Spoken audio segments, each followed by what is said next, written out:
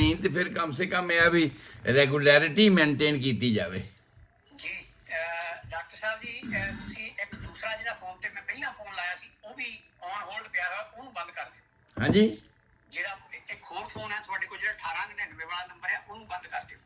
नहीं मेरे को केड़ा नंबर, मेरे को तो तुहाडा आही नंबर आ। ਇੱਕ ਤੁਹਾਡੇ ਕੋਲ ਦੋ ਨੰਬਰ ਹੈ ਨਾ, ਇੱਕ ਤਾਂ 1899 ਵਾਲਾ ਨੰਬਰ नहीं नहीं 18 नंबर वाला तो तुसी उधरों बंद करना, तुसी कॉल कीती सी, मैं तो नहीं उहदे च कॉल करी। ਇੱਕ ਮਿੰਟ ਫਿਰ ਮੈਨੂੰ ਦੇਖ हाँ हाँ वो तुसी ही बंद करना उधरों। ਕਿੱਦਾਂ ਬੰਦ ਕਰਨਾ, ਪਰ ਇਤਰੋਂ ਤਾਂ ਹੁਣ ਮੈਨੂੰ ਕੋਈ ਸਮਝ ਨਹੀਂ, ਇਸ ਤੋਂ ਵੀ ਬੰਦ ਕਰ ਦੇਣਾ ਪੈਣਾ। ਚਲੋ ਕੋਈ ਨਹੀਂ, ਚੱਲ ਲੈਣ ਦੇ, ਕੋਈ ਨਹੀਂ। ਆਪਾਂ ਇਸੇ ਤਰ੍ਹਾਂ ਪ੍ਰੋਗਰਾਮ ਸ਼ੁਰੂ ਕਰਦੇ ਹਾਂ ਦੋਸਤੋ।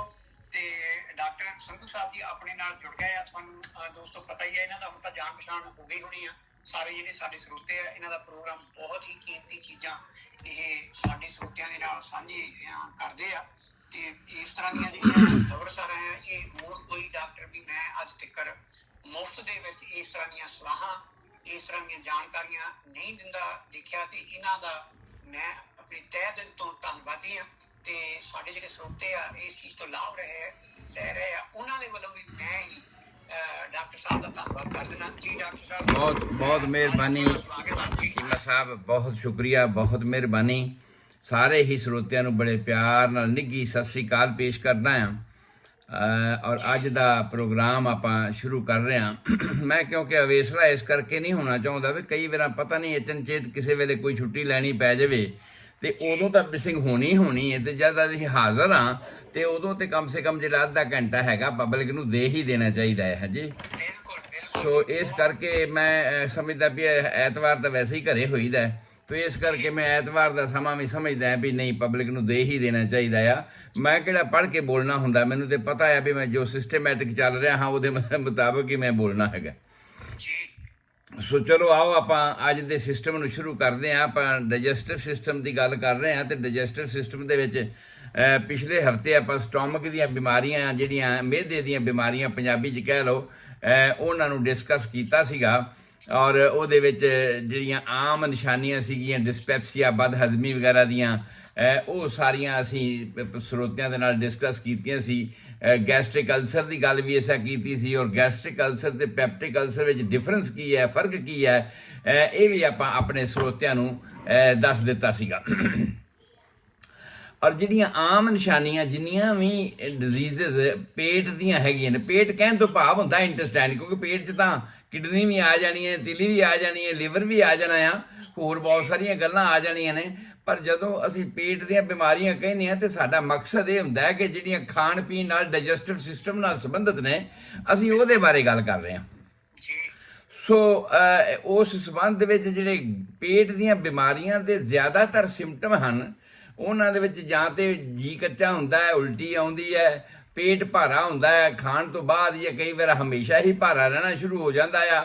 और हमेशा भारा रहन वास्ते आम तौर पर की हुंदा आ भई जेड़ा मैं ये गल आपां वार-वार दोहराई है, मैं फिर भी इत्थे क्योंकि इस सिस्टम दे नाल संबंधित हैगी है, मैं दस देना चाहना भी सारे शरीर दा खून हार्ट नूं वापस जांदा आ, जिन्हां नाड़ियां राहीं उन्हां नूं असीं वेन्स कहने आ। और वो नीले नीले रंग दियां हुंदियां ने, और उन्हां दे विच कुदरत ने थां थां रोक पाई हुई है, वाल्व लगाए हुए आ, ताकि जेड़ा प्रैशर दे नाल हेठों आ साडे मांसपेशियां कंट्रैक्ट करन, घुटन ते खून उपर नूं जावे हार्ट वाले पासे नूं, उत्थे हेठां ना आवे। इस करके वार वार वो घुटन हुंदी रहिंदी है, खून उपर जाई जांदा है। हार्ट का खून तो प्रैशर नाल अखीर एंड तक साडे उंगलियां दे टिप्स तक पहुँच जाता है, पर उतों वापसी वाला खून जिहड़ा आ वो मांसपेशियां की कंट्रैक्शन दे नाल जांदा आ। और इसे तरह ही जिहड़ा सारा शरीर का खून है, असीं आम तौर पर समझते हैं भी सारे शरीर का खून जिहड़ा वेन्स दे राहीं वापस जांदा आ नीलियां नीलियां नाड़ियां नूं, और सीधा हार्ट नूं पहुँचदा हैगा। पर आंतड़ियां दे खून विच आपां एक वखरी गल कीती सी भई जेड़ा टट्टी वाले रस्ते तो लैके उपर तक जेड़ा आंतड़ियां दा खून आ ये सीधा दिल नूं नहीं जांदा, और ये सीधा दिल नूं नहीं जांदा। उहदे वास्ते कुदरत ने एक अलग सिस्टम बनाया है, उहनूं असीं कहने आ पोर्टल सिस्टम। पोर्ट ਪੋਟ ਨਹੀਂ ਹੁੰਦੀ, ਚਿੜੀ ਖਾਂ ਦੀ ਪੋਟ ਹੁੰਦੀ ਹੈ, ਜਦੋਂ ਕਿਸੇ ਨੂੰ ਜੀਰੋ ਤੇ ਪਤਾ ਲੱਗਦਾ ਹੈ, ਇਹ ਪੋਰਟਲ ਸਿਸਟਮ ਉਹਦੇ ਪੇਟ ਦਾ ਸਿਸਟਮ ਭਾਵ ਕਹਿ ਲਓ, ਪੇਟ ਦਾ ਸਿਸਟਮ ਇੱਕ ਵੱਖਰਾ ਬਣਾ ਦਿੱਤਾ। ਔਰ ਇਹਦੇ ਬਾਰੇ ਆਪਾਂ ਇਹ ਵੀ ਗੱਲ ਕੀਤੀ ਸੀ ਵੀ ਜਦੋਂ ਬੱਚਾ ਮਾਂ ਦੇ ਪੇਟ ਵਿੱਚ ਹੁੰਦਾ ਹੈ, ਮਾਂ ਵੱਲੋਂ ਜਿਹੜਾ ਖੂਨ ਔਲ ਰਾਹੀਂ ਪਲੇਸੈਂਟਾ ਵਿੱਚੋਂ ਹੋ ਕੇ ਔਲ ਰਾਹੀਂ ਬੱਚੇ ਦੇ ਕੋਲ ਪਹੁੰਚਦਾ ਆ, ਉਦੋਂ ਉਹ ਡਾਇਰੈਕਟ ਸਿੱਧੇ ਤੌਰ ਤੇ ਹੀ ਹਾਰਟ ਦੇ ਸੱਜੇ ਖਾਨੇ ਵਿੱਚ ਪਹੁੰਚ ਜਾਂਦਾ ਆ। ਔਰ ਜਿਹੜਾ ਉਸ ਵੇਲੇ ਬਾਕੀ ਲੱਤਾਂ ਬਾਹਾਂ ਬੱਚੇ ਦੀਆਂ ਹੁੰਦੀਆਂ ਨੇ, ਉਹਨਾਂ ਦਾ ਜਿਹੜਾ ਖੂਨ ਹੈ ਉਹ ਵੀ ਇਹਦੇ ਵਿੱਚ ਮਿਕਸ ਹੋ ਕੇ ਤੇ ਉੱਪਰ ਜਿਹੜਾ ਦਿਲ ਨੂੰ ਪਹੁੰਚਦਾ ਆ। ਭਾਵ ਬੱਚੇ ਨੂੰ ਜਿਹੜਾ ਖੂਨ ਉਸ ਵੇਲੇ ਮਿਲਦਾ ਆ ਉਹ ਮਿਕਸਡ ਹੁੰਦਾ ਹੈ, ਮਿਲਿਆ ਹੁੰਦਾ ਆ, ਉਹਦੇ ਵਿੱਚ ਇਸਤੇਮਾਲ ਕੀਤਾ ਹੋਇਆ ਯੂਜ਼ਡ ਖੂਨ ਵੀ ਹੁੰਦਾ ਆ ਤੇ ਉਹਦੇ ਵਿੱਚ ਤਾਜ਼ਾ ਮਾਂ ਵੱਲੋਂ ਆਇਆ ਹੋਇਆ ਖੂਨ ਵੀ ਹੁੰਦਾ ਆ। ਜਦੋਂ ਬੱਚਾ ਪੈਦਾ ਹੁੰਦਾ ਆ ਤੇ ਉਦੋਂ ਮਾਂ ਵਾਲਾ ਸਿਸਟਮ ਤੇ ਡਿਸਕਨੈਕਟ ਹੋ ਗਿਆ ਤੇ ਜਿਹੜਾ ਕੁਦਰਤ ਦਾ ਆਪਣਾ ਸਿਸਟਮ ਹੈ ਪੋਰਟਲ ਸਿਸਟਮ ਇਹ ਚਾਲੂ ਹੋ ਗਿਆ। ਹੁਣ ਸਾਰੀ ਜ਼ਿੰਮੇਵਾਰੀ ਬੱਚੇ ਦੀਆਂ ਆਂਤੜੀਆਂ ਦੀ ਟੱਟੀ ਵਾਲੇ ਰਸਤੇ ਤੋਂ ਲੈ ਕੇ ਉੱਪਰ ਤੱਕ ਜਿਹੜਾ ਵੀ ਖੂਨ ਵਾਪਸੀ ਵਾਲਾ ਜਾਣਾ ਆ, ਉਹ ਸਾਰੇ ਦਾ ਸਾਰਾ ਪੋਰਟਲ ਸਿਸਟਮ ਰਾਹੀਂ ਜਾਣਾ ਆ। ਔਰ ਪੋਰਟਲ ਸਿਸਟਮ ਜਿਹੜਾ ਆ ਉਹ ਸਾਰੇ ਦਾ ਸਾਰਾ ਖੂਨ ਇਕੱਠਾ ਕਰਕੇ ਤੇ ਲਿਵਰ ਨੂੰ ਦਿੰਦਾ ਆ। ਸਾਡਾ ਲਿਵਰ ਸੱਜੇ ਪਾਸੇ ਲੱਗਿਆ, ਲਿਵਰ ਦੀਆਂ ਗੱਲਾਂ ਵੀ ਆਉਣਗੀਆਂ। ਔਰ ਲਿਵਰ ਦੇ ਵਿੱਚ ਜਿੰਨਾ ਵੀ ਇਹ ਸਾਰਾ ਸਮਾਨ ਆਇਆ ਹੁੰਦਾ ਹੈ ਇਹਨਾਂ ਅੰਗਾਂ ਵੱਲੋਂ, ਟੱਟੀ ਵਾਲੇ ਰਸਤੇ ਤੋਂ ਲੈ ਕੇ ਉੱਪਰ ਤੱਕ, ਰੈਕਟਮ ਹੈ, ਸਿਗਮੋਇਡ ਕੋਲਨ ਹੈ, ਸਾਡੀਆਂ ਜਿਹੜੇ ਉੱਪਰ ਵਾਲਾ ਆਂਤੜੀਆਂ ਹਨ, ਇਹਨਾਂ ਸਾਰੀਆਂ ਦਾ ਜਿਹੜਾ ਇਕੱਠਾ ਹੋਇਆ ਖੂਨ ਆ, ਜਦੋਂ ਲਿਵਰ ਵਿੱਚ ਜਾਂਦਾ ਆ ਤੇ ਲਿਵਰ ਸਾਡਾ ਇੱਕ ਕਬਾੜੀਏ ਦੀ ਦੁਕਾਨ ਆ। ਜਿਵੇਂ ਕਬਾੜੀਆ ਤੁਸੀਂ ਮੋਟਰਸਾਈਕਲ, ਸਕੂਟਰ, ਕਾਰ ਲੈ ਜਾਓ ਤੇ ਮਿੰਟਾਂ ਵਿੱਚ ਉਹਦੇ ਪੁਰਜੇ ਖਿਲਾਰ ਕੇ ਅਲੱਗ-ਅਲੱਗ ਕਰ ਦਿੰਦੇ ਨੇ, ਤੇ ਜਿਹੜੇ ਕੋਈ ਵਧੀਆ ਪੁਰਜੇ ਹੁੰਦੇ ਨੇ ਜਦੋਂ ਉਹ ਕੋਈ ਖਰੀਦਣ ਆਉਂਦਾ ਉਹਦੇ ਵਿੱਚੋਂ ਪੈਸੇ ਵੱਟ ਲੈਂਦੇ ਆ। ਇਸੇ ਤਰ੍ਹਾਂ ਹੀ ਇਹ ਗਾਰਬੇਜ ਆ ਰਿਹਾ ਹੈ, ਉਹਦੇ ਵਾਸਤੇ ਤਾਂ ਇਹ ਗਾਰਬੇਜ ਇਕੱਠਾ ਹੋ ਕੇ ਆ ਰਿਹਾ ਹੈ ਨਾ, ਜਿਹੜਾ ਵੇਸਟ ਖੂਨ ਆ। ਇਹ ਵੇਸਟ ਖੂਨ ਨੂੰ ਲਿਵਰ ਇਸੇ ਤਰ੍ਹਾਂ ਹੀ ਜਿਹੜਾ ਆਇਰਨ ਹੈ ਉਹਨੂੰ ਬਿਲੀਰੂਬਨ, ਬਿਲੀਵਰਡਨ ਵਿੱਚ ਤੋੜ ਦਿੰਦਾ ਆ। ਜਿਹੜਾ ਫੈਟ, ਕਾਰਬੋਹਾਈਡਰੇਟਸ ਵਗੈਰਾ ਸਾਡਾ ਹੁੰਦਾ ਆ ਉਹਨੂੰ ਕੋਲੇਸਟ੍ਰੋਲ ਦੇ ਅਲੱਗ-ਅਲੱਗ ਅੰਗਾਂ ਵਿੱਚ ਤੋੜ ਦਿੰਦਾ ਹੈਗਾ ਆ। ਜਿਹੜਾ ਹੈਗਾ ਕੋਲੇਸਟ੍ਰੋਲ ਦੇ ਅਲੱਗ-ਅਲੱਗ ਵਿੰਗ ਹੋ ਗਏ। ਜਿਹੜੀ ਸ਼ੂਗਰ ਆ ਗਈ ਤੇ ਸ਼ੂਗਰ ਨੂੰ ਵੀ ਉਹ ਅਲੱਗ-ਅਲੱਗ 3 ਕੈਟੇਗਰੀਆਂ ਦੇ ਵਿੱਚ ਤੋੜ ਦਿੰਦਾ ਆ।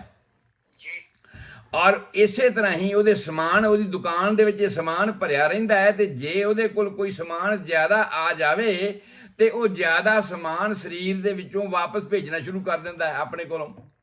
ਜੇ ਘੱਟ ਆਵੇ ਤੇ ਉਹ ਘੱਟ ਭੇਜਣਾ ਸ਼ੁਰੂ ਕਰ ਦਿੰਦਾ। ਜਿਵੇਂ ਥੋੜੀ ਚੀਜ਼ ਮਿਲਦੀ ਹੋਵੇ ਤੇ ਮਹਿੰਗੀ ਹੋ ਜਾਂਦੀ ਹੈ, ਨਹੀਂ ਮਿਲਦੀ ਡਿਪੂਆਂ ਤੇ ਕਾਰਡਾਂ ਤੇ ਖੰਡ ਮਿਲਣ ਲੱਗ ਜਾਂਦੀ ਹੈ। ਸੋ ਇਸੇ ਤਰ੍ਹਾਂ ਹੀ ਜੋ ਖੁਰਾਕ ਅਸੀਂ ਖਾਂਦੇ ਆ ਉਹਦੇ ਵਿੱਚੋਂ ਜੋ ਚੂਸਿਆ ਗਿਆ ਉਹ ਚੂਸ ਕੇ ਇਹ ਪੋਰਟਲ ਸਿਸਟਮ ਰਾਹੀਂ ਲਿਵਰ ਨੂੰ ਪਹੁੰਚ ਗਿਆ। ਔਰ ਲਿਵਰ ਨੇ ਫਿਰ ਅੱਗੇ ਇੱਕ ਅਜਾਈਗਸ ਵੇਨ ਆ, ਜਦੋਂ ਇਹਦੇ ਵਿੱਚੋਂ ਸਾਰੇ ਮਟੀਰੀਅਲ ਆਇਰਨ ਨੂੰ ਇਸਤੇਮਾਲ ਕਰ ਲਿਆ, ਕਾਰਬੋਹਾਈਡਰੇਟਸ ਨੂੰ ਇਸਤੇਮਾਲ ਕਰ ਲਿਆ, ਪ੍ਰੋਟੀਨ ਨੂੰ ਇਸਤੇਮਾਲ ਕਰ ਲਿਆ, ਸ਼ੂਗਰ ਨੂੰ ਇਸਤੇਮਾਲ ਕਰ ਲਿਆ, ਇਹ ਸਾਰੀਆਂ ਚੀਜ਼ਾਂ ਦੇ ਅਲੱਗ-ਅਲੱਗ ਅੰਗਾਂ ਨੂੰ ਉਹਨੇ ਅਲੱਗ ਕਰ ਦਿੱਤਾ। ਤੇ ਹੁਣ ਵਾਪਸੀ ਫਿਰ ਉਹਨੇ ਦਿਲ ਨੂੰ ਭੇਜਣਾ ਹੈ, ਆਪਦਾ ਵੀ ਖੂਨ ਭੇਜਣਾ ਆ। ਤੇ ਇਹ ਜਿਹੜਾ ਚੀਜ਼ ਮਟੀਰੀਅਲ ਹੈ ਉਹਦੇ ਵਿੱਚ ਇਹਨਾਂ ਥੋੜਾ ਖੂਨ ਰਲਾ ਕੇ ਜਿਹੜੀ ਚੀਜ਼ ਜਿੰਨੀ ਕੁ ਕੁਆਂਟੀਟੀ ਹੁੰਦੀ ਹੈ ਉਹਦੀ ਰੇਸ਼ੋ ਵਿੱਚ ਇਹਨੇ ਵਾਪਸ ਭੇਜੇ ਜਾਣਾ। ਸੋ ਇਹ ਗੱਲ ਅਸੀਂ ਅੱਗੇ ਜਾ ਕੇ ਫਿਰ ਲਿਵਰ ਦੇ ਸੰਬੰਧ ਵਿੱਚ ਕਰਾਂਗੇ। ਆਪਾਂ ਗੱਲ ਕਰ ਰਹੇ ਹਾਂ ਇੰਟੈਸਟਾਈਨ ਤੇ ਲਿਵਰ, ਦੂਸਰੇ ਦੀ ਸਟੋਮਕ ਦੀ, ਮਿਹਦੇ ਦੀ। ਸੋ ਮਿਹਦੇ ਦੀਆਂ ਜਿਹੜੀਆਂ ਆਮ ਨਿਸ਼ਾਨੀਆਂ ਹੁੰਦੀਆਂ ਨੇ, ਕਈ ਵਾਰ ਮਿਹਦਾ ਔਰ ਆਂਤੜੀਆਂ ਔਰ ਪੇਟ ਬਿਨਾਂ ਖਾਇਆ ਹੀ ਭਰਿਆ ਮਹਿਸੂਸ ਹੁੰਦਾ ਆ। ਮੈਂ ਗੱਲ ਇਹ ਕਰਨੀ ਚਾਹੁੰਦਾ ਸੀ ਵੀ ਖਾਈ ਨਹੀਂ, ਰੋਟੀ ਨਹੀਂ ਖਾਈ, ਫਿਰ ਵੀ ਪੇਟ ਭਾਰਾ ਤੇ ਭਰਿਆ ਹੁੰਦਾ ਹੈ। ਉਹਦਾ ਕਾਰਨ ਇਹ ਹੁੰਦਾ ਆ ਕਿ ਇਹ ਜਿਹੜਾ ਪੋਰਟਲ ਸਿਸਟਮ ਦੇ ਵਿੱਚ ਖੂਨ ਵਾਪਸ ਜਾ ਰਿਹਾ ਲਿਵਰ ਨੂੰ, ਉਹ ਸਾਰਾ ਰਸਤਾ ਬਲੌਕ ਆ। ਔਰ ਬਹੁਤਾ ਸਾਰਾ ਰਸਤਾ ਬਲੌਕ ਹੋਣ ਕਰਕੇ ਬਹੁਤਾ ਸਾਰਾ ਖੂਨ ਆਂਤੜੀਆਂ ਦੇ ਵਿੱਚ ਹੀ ਇਕੱਠਾ ਹੈਗਾ ਹੈ। ਔਰ ਆਂਤੜੀਆਂ ਵਿੱਚ ਇਕੱਠਾ ਹੋਣ ਕਰਕੇ ਉਹਨਾਂ ਦਾ ਜਿਹੜਾ ਅੰਦਰ ਵਾਲਾ ਲਿਊਮਨ ਹੈ, ਜਿਹਦੇ ਵਿੱਚ ਖੁਰਾਕ ਆਉਣੀ ਹੁੰਦੀ ਹੈ, ਉਹ ਵੀ ਘਟ ਜਾਂਦਾ ਆ। ਜਦੋਂ ਉਹਦੀ ਬਾਹਰ ਦੀਵਾਰਾਂ ਦੇ ਵਿੱਚ ਖੂਨ ਜ਼ਿਆਦਾ ਆ ਗਿਆ, ਆਟੋਮੈਟਿਕਲੀ ਉਹ ਅੰਦਰ ਵਾਲਾ ਜਿਹੜਾ ਉਹਦਾ ਹਿੱਸਾ ਆ ਉਹ ਵੀ ਪਿਚਕ ਜਾਏਗਾ ਤੇ ਲੱਗੇਗਾ ਜਿਵੇਂ ਪੇਟ ਭਰਿਆ ਹੋਇਆ ਹੈ। ਭੁੱਖ ਨਹੀਂ ਲੱਗਦੀ। ਉਹਦਾ ਕਾਰਨ ਇਹ ਹੁੰਦਾ ਆ ਕਿ ਸਾਡਾ ਪੋਰਟਲ ਸਿਸਟਮ ਜਿਹੜਾ ਆ ਉਹ ਫੁੱਲ ਆ। ਉਹਨੂੰ ਘੱਟ ਕਰਨ ਦਾ ਸਾਨੂੰ ਉਪਰਾਲਾ ਕਰਨ ਦੀ ਲੋੜ ਹੈਗੀ। ਆਪਾਂ ਇਲਾਜ ਦੀਆਂ ਗੱਲਾਂ ਅੱਗੇ ਕਰਦੇ ਹਾਂ। ਜਦੋਂ ਇਹ ਗੱਲਾਂ ਜ਼ਿਆਦਾ ਵਧਣੀਆਂ ਸ਼ੁਰੂ ਹੋ ਜਾਂਦੀਆਂ ਨੇ ਉਦੋਂ ਇਹਦੇ ਵਿੱਚ ਜੀ ਕੱਚਾ ਹੋਣਾ, ਉਲਟੀ ਹੋਣੀ, ਪੇਟ ਭਾਰਾ ਅਸੀਂ ਦੱਸ ਹੀ ਦਿੱਤਾ ਆ, ਤੇ ਕਈ ਵਾਰ ਕਬਜ਼ ਦੀਆਂ ਨਿਸ਼ਾਨੀਆਂ ਵੀ ਹੋਣੀਆਂ ਸ਼ੁਰੂ ਹੋ ਜਾਂਦੀਆਂ ਨੇ। ਜਦੋਂ ਇਹੀ ਕਲੈਕਸ਼ਨ ਜਿਹੜੀ ਹੈ, ਇਹ ਜਿਹੜਾ ਇਕੱਠ ਹੈ ਖੂਨ ਦਾ ਸਾਡੇ ਸਿਗਮੋਇਡ ਕੋਲਨ ਤੇ ਰੈਕਟਮ ਦੇ ਵਿੱਚ ਹੋ ਜਾਂਦਾ ਆ, ਉਸ ਵੇਲੇ ਬਵਾਸੀਰ ਹੋਣ ਦੀ ਸੰਭਾਵਨਾ ਵੀ ਹੁੰਦੀ ਆ। ਕਿਉਂਕਿ ਬਵਾਸੀਰ ਜਿਹੜਾ ਹੁੰਦੀ ਹੈ ਉਹ ਸਾਡੀ ਰੈਕਟਮ ਨੂੰ ਖੂਨ ਸਪਲਾਈ ਕਰਨ ਵਾਲੀ ਉਹ ਨਾੜੀ ਜਿਹੜੀ ਹੈ ਉਹਨੂੰ ਅਸੀਂ ਹੈਮਰਾਇਡਲ ਵੈਸਲ ਕਹਿੰਦੇ ਹਾਂ। ਉਹ ਹੈਮਰਾਇਡਲ ਵੈਸਲ ਜਿਹੜੀ ਹੈ ਉਹ ਰੈਕਟਮ ਵਾਲੇ ਹਿੱਸੇ ਵਿੱਚ ਜਾ ਕੇ 3 ਭਾਗਾਂ 'ਚ ਵੰਡੀ ਜਾਂਦੀ ਆ। ਔਰ 3 ਭਾਗਾਂ 'ਚ ਵੰਡੀ ਜਾਣ ਕਰਕੇ ਜੇ ਤੁਸੀਂ ਵੇਖਿਆ ਹੋਣਾ ਵੀ ਕਿਸੇ ਦੇ ਮੌਕੇ ਨੇ ਤੇ ਉਹ ਕਹੂਗਾ ਜੀ ਮੇਰਾ ਤਾਂ 1 ਮੌਕਾ ਹੈ ਜੀ, ਮੇਰੇ ਤੇ 2 ਮੌਕੇ ਹੈ ਜੀ, ਮੇਰੇ ਤੇ 3 ਮੌਕੇ ਹੈ ਜੀ। ਜਿਵੇਂ ਅਸੀਂ ਕਹਿ ਰਹੀਏ ਕਿ ਕਿਸੇ ਦੇ 1 ਵਜੇ, 5 ਵਜੇ ਤੇ 11 ਵਜੇ ਦੇ ਕਰੀਬ ਘੜੀ ਦਾ ਨਿਸ਼ਾਨ ਹੁੰਦਾ ਹੈ, ਉਸ ਥਾਂ ਤੇ ਇਹ ਅਲੱਗ-ਅਲੱਗ ਜਿਹੜੀ ਹੈ ਉਹ ਵੇਨਸ ਦਾ ਅਸਰ ਹੁੰਦਾ ਆ। ਖੂਨ ਉਹਨਾਂ 'ਚ ਭਰ ਜਾਂਦਾ ਹੈ, ਉਹ ਬਲਜ ਆਊਟ ਕਰ ਜਾਂਦੀਆਂ ਨੇ, ਬਾਹਰ ਨੂੰ ਧੱਕੀਆਂ ਜਾਂਦੀਆਂ ਨੇ, ਤੇ ਕਈ ਵਾਰ ਜੇ ਉਹ ਛਿੱਲੀਆਂ ਜਾਣ ਤੇ ਉਹਦੇ ਵਿੱਚੋਂ ਖੂਨ ਆਉਣਾ ਸ਼ੁਰੂ ਹੋ ਜਾਂਦਾ ਹੈ। ਉਹਨੂੰ ਅਸੀਂ ਕਹਿੰਦੇ ਹਾਂ ਇਹ ਬਵਾਸੀਰ ਹੋ ਗਈ, ਇਹਨੂੰ ਹੈਮਰਾਇਡ ਹੋ ਗਈ ਸੀ। ਹਾਂਜੀ, ਸੋ ਅਸੀਂ ਗੱਲ ਕਰ ਰਹੇ ਹਾਂ ਵੀ ਇਹ ਸਾਰੇ ਸਿੰਪਟਮ ਜਿਹੜੇ ਨੇ ਇਹ ਆਮ ਤੌਰ ਤੇ ਪੇਟ ਦੀਆਂ ਨਿਸ਼ਾਨੀਆਂ ਦੇ ਹਨ, ਜਿਹਦੇ ਵਿੱਚੋਂ ਅਸੀਂ ਕਬਜ਼ ਨੂੰ ਵੀ ਗਿਣ ਸਕਦੇ ਹਾਂ, ਜਿਹਨੂੰ ਅਸੀਂ ਡਾਇਰੀਆ ਵੀ ਗਿਣ ਸਕਦੇ ਹਾਂ, ਹਾਰਟ ਬਰਨ ਵੀ ਕਹਿ ਸਕਦੇ ਹਾਂ, ਪੇਨ ਵੀ ਕਹਿ ਸਕਦੇ ਹਾਂ। ਸੋ ਇਹ ਇੰਨੀਆਂ ਸਾਰੀਆਂ ਨਿਸ਼ਾਨੀਆਂ ਸਾਰੀਆਂ ਪੇਟ ਦੀਆਂ ਬਿਮਾਰੀਆਂ ਦੇ ਨਾਲ, ਬਿਮਾਰੀ ਚਾਹੇ ਕੋਈ ਵੀ ਹੋਵੇ, ਇਹ ਸਾਰੀਆਂ ਆਮ ਤੌਰ ਤੇ ਰਲ ਮਿਲ ਕੇ ਅੱਗੇ ਪਿੱਛੇ, ਜੇ ਕਬਜ਼ ਨਹੀਂ ਤੇ ਡਾਇਰੀਆ, ਟੱਟੀਆਂ ਲੱਗ ਗਈਆਂ, ਜੇ ਟੱਟੀਆਂ ਨਹੀਂ ਤੇ ਕਬਜ਼ ਹੋ ਗਈ, ਜਾਂ ਪੇਟ ਭਰਿਆ ਹੋ ਗਿਆ, ਜਾਂ ਜੀ ਕੱਚਾ ਹੋਣਾ ਸ਼ੁਰੂ ਹੋ ਗਿਆ, ਇਹ ਸਾਰੀਆਂ ਦੀਆਂ ਸਾਰੀਆਂ ਨਿਸ਼ਾਨੀਆਂ ਸਾਡੇ ਇਸ ਡਾਈਜੈਸਟਿਵ ਸਿਸਟਮ ਦੇ ਨਾਲ ਸੰਬੰਧਿਤ ਆ। ਹੁਣ ਡਾਕਟਰਾਂ ਨੇ ਚੀਮਾ ਸਾਹਿਬ ਬੜੇ ਨਾਂ ਰੱਖੇ ਹੋਏ ਆ। ਕੋਈ ਕਹਿੰਦੇ ਨੇ ਇਹ ਇੱਕ ਸੀਲੀਅਕ ਡਿਜ਼ੀਜ਼ ਆ, ਸੀਲੀਆ ਕਹਿੰਦੇ ਨੇ ਵਾਲਾਂ ਨੂੰ। ਔਰ ਅਸਾਂ ਇਹ ਜਦੋਂ ਇੰਟੈਸਟਾਈਨ ਦੀ, ਸਮਾਲ ਇੰਟੈਸਟਾਈਨ ਦੀ ਗੱਲ ਕੀਤੀ ਸੀ ਤੇ ਇਹ ਦੱਸਿਆ ਸੀ ਕਿ ਇਹਦਾ ਅੰਦਰ ਦਾ ਜਿਹੜਾ ਪਰਦਾ ਹੈ ਉਹ ਝਾਲਰਦਾਰ ਆ। ਉਹਨਾਂ ਨੂੰ ਅਸੀਂ ਵਿਲਾਈਜ਼ ਕਹਿੰਦੇ ਆ, ਵਿਲੀਜ਼। ਜਿਸ ਤਰ੍ਹਾਂ ਦੀਆਂ ਵਿਲੀਜ਼ ਅਸੀਂ ਅੱਗੇ ਵੀ ਦੱਸ ਚੁੱਕੇ ਹਾਂ, ਜਦੋਂ ਓਵਮ ਤੇ ਸਪਰਮ ਆਪਸ 'ਚ ਮਿਲੇ ਸੀ ਤੇ ਬਲਾਸਟੋਸਿਸਟ ਬਣਿਆ ਸੀ ਤੇ ਉਹਨੇ ਬੱਚੇਦਾਨੀ 'ਚ ਜਾ ਕੇ ਲੱਗਣਾ ਸੀਗਾ ਤੇ ਰਿੜਨ ਵਾਸਤੇ ਉਹਦੇ ਉੱਪਰ ਇੱਕ ਚੁੰਝਾਂ ਉੱਭਰ ਆਈਆਂ ਸੀਗੀਆਂ। ਉਹਨਾਂ ਨੂੰ ਉਦੋਂ ਅਸੀਂ ਕੋਰੀਓਨਿਕ ਵਿਲਾਈਜ਼ ਕਿਹਾ ਸੀਗਾ। ਹੁਣ ਕੀ ਆਇਆ? ਹੁਣ ਅਸੀਂ ਕਿਹਾ ਇੰਟੈਸਟਾਈਨਲ ਵਿਲੀਜ਼, ਇੰਟੈਸਟਾਈਨਲ ਚੁੰਝਾਂ। ਇਹਨਾਂ ਦੇ ਉੱਪਰ ਜਿਹੜੇ ਨੇ ਹੇਅਰ, ਜਿਵੇਂ ਵਾਲ, ਜਿਵੇਂ ਸਾਡੇ ਨਾਸਾਂ ਦੇ ਵਿੱਚ ਵਾਲ ਹੁੰਦੇ ਆ ਕਿ ਨਹੀਂ, ਇਸੇ ਤਰ੍ਹਾਂ ਹੀ ਇਹਨਾਂ ਦੇ ਵਿੱਚ ਵੀ ਇੱਕ ਕੰਡੀਸ਼ਨ ਹੁੰਦੀ ਹੈ। ਔਰ ਉਹ ਜਿਹੜੇ ਜਦੋਂ ਐਸਿਡ ਜ਼ਿਆਦਾ ਹੋ ਗਿਆ, ਜਦੋਂ ਕੋਈ ਇਸ ਤਰ੍ਹਾਂ ਦੀਆਂ ਕੰਡੀਸ਼ਨਾਂ ਕਿ ਲਗਾਤਾਰ ਹੀ ਇਨਫਲਾਮੇਸ਼ਨ ਰਹਿਣਾ ਸ਼ੁਰੂ ਹੋ ਗਿਆ, ਉਹ ਸੋਜ ਦੇ ਨਾਲ, ਇਨਫਲਾਮੇਸ਼ਨ ਦੇ ਨਾਲ ਜਿਹੜਾ ਅੰਦਰ ਵਾਲਾ ਉਹਨਾਂ ਦਾ ਪਰਦਾ ਆ ਉਹਦੇ 'ਚ ਜ਼ਖਮ ਹੋ ਜਾਂਦੇ ਆ। ਔਰ ਜ਼ਖਮ ਹੋ ਜਾਂਦੇ ਤੇ ਉਹ ਸਿਲੀਆ, ਜਿਹਨੂੰ ਅਸੀਂ ਵਾਲ ਕਿਹਾ, ਉਹ ਸਿਲੀਆ ਜਿਹੜੇ ਨੇ ਉਹਨਾਂ ਦਾ ਪਰਪਸ ਇਹ ਆ ਚੂਸਣਾ।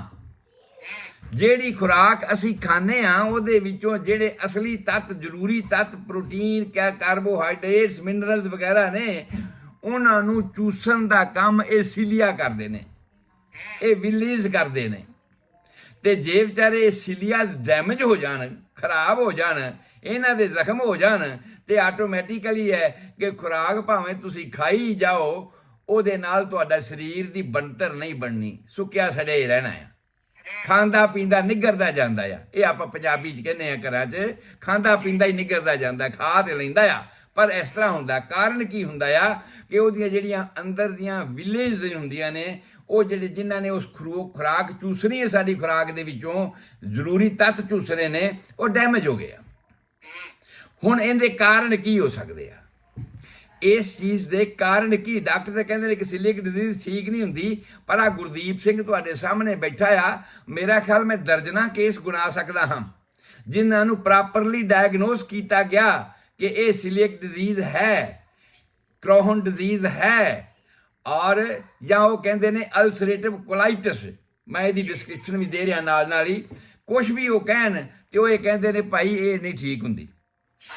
ਪਰ ਮੈਂ ਤੁਹਾਨੂੰ ਇਹ ਦਾਅਵਾ ਕਰ ਰਿਹਾ ਹਾਂ ਹੋਮਿਓਪੈਥਿਕ ਟ੍ਰੀਟਮੈਂਟ ਦੇ ਨਾਲ ਮੈਂ ਦਰਜਨਾਂ ਹੀ ਕੇਸਿਸ ਇਸ ਏਰੀਏ ਦੇ ਵਿੱਚ ਠੀਕ ਕੀਤੇ ਨੇ ਔਰ ਹੋਏ ਨੇ, ਜਿਨ੍ਹਾਂ ਨੂੰ ਦੁਬਾਰਾ ਇਸ ਤਰ੍ਹਾਂ ਦੀ ਕੋਈ ਪ੍ਰੋਬਲਮ ਨਹੀਂ ਆਉਂਦੀ। ਲੋਕ ਹੋਮਿਓਪੈਥਿਕ ਟ੍ਰੀਟਮੈਂਟ ਕਰਵਾਉਂਦੇ ਨੇ। ਕਾਰਨ ਕੀ ਆ ਕਿ ਅਸੀਂ ਪ੍ਰਬੰਧ ਕਰਦੇ ਆ, ਇਲਾਜ ਨਹੀਂ ਕਰਦੇ। ਇਲਾਜ ਕਾਰਨਾਂ ਦਾ ਹੁੰਦਾ ਹੈ, ਪ੍ਰਬੰਧ ਕਿਸੇ ਵੀ ਚੀਜ਼ ਦਾ ਹੋ ਸਕਦਾ ਹੈ, ਪ੍ਰਬੰਧ ਲੋੜ ਤੋਂ ਬਿਨਾਂ ਵੀ ਹੋ ਸਕਦਾ ਆ। ਔਰ ਇਲਾਜ ਜਿਹੜਾ ਹੁੰਦਾ ਹੈ ਉਹ ਜੇ ਮੇਰੀ ਤੁਹਾਡੀ ਲੜਾਈ ਨਹੀਂ ਹੈਗੀ ਤੇ ਮੈਂ ਰਾਜ਼ੀਨਾਮਾ ਕਾਹਦਾ ਕਰਨਾ ਆ? ਰਾਜ਼ੀਨਾਮਾ ਤੇ ਤਾਂ ਹੀ ਕਰਨਾ ਨਾ ਜੇ ਲੜਾਈ ਹੋਈ ਹੈ ਤਾਂ। ਔਰ ਇਸੇ ਤਰ੍ਹਾਂ ਹੀ ਅਸੀਂ ਪ੍ਰਬੰਧ ਕਰਦੇ ਹਾਂ, ਇਲਾਜ ਨਹੀਂ ਕਰਦੇ। ਇਲਾਜ ਉਦੋਂ ਹੀ ਹੋਣਾ ਹੈ ਜਦੋਂ ਕੋਈ ਤਕਲੀਫ ਹੋਣੀ ਹੈ ਜਾਂ ਸਾਨੂੰ ਪਤਾ ਹੋਵੇ ਵੀ ਅਗਾਊਂ ਆਹ ਗੱਲ ਤਾਂ ਚੀਮਾ ਸਾਹਿਬ ਨੂੰ ਠੀਕ ਨਹੀਂ ਲੱਗਣੀ ਤੇ ਮੈਨੂੰ ਇਹ ਨਹੀਂ ਕਹਿਣੀ ਚਾਹੀਦੀ, ਨਾਰਾਜ਼ ਹੋ ਜਾਣਗੇ। ਜੇ ਸਾਨੂੰ ਇਹ ਪਤਾ ਹੋਵੇ ਵੀ ਇਸ ਤਰ੍ਹਾਂ ਦਾ ਜਿਹੜਾ ਫੂਡ ਆ, ਇਸ ਤਰ੍ਹਾਂ ਦੀ ਖੁਰਾਕ ਸਰੀਰ ਨੂੰ ਨੁਕਸਾਨ ਦੇਵੇਗੀ, ਇਹ ਮੈਂ ਨਾ ਖਾਵਾਂ, ਤੇ ਫਿਰ ਸਾਡੇ ਅਗਾਊਂ ਪ੍ਰਬੰਧ ਹੋ ਗਏ। ਇਹ ਕਰ ਸਕਦੇ ਹਾਂ ਅਸੀਂ।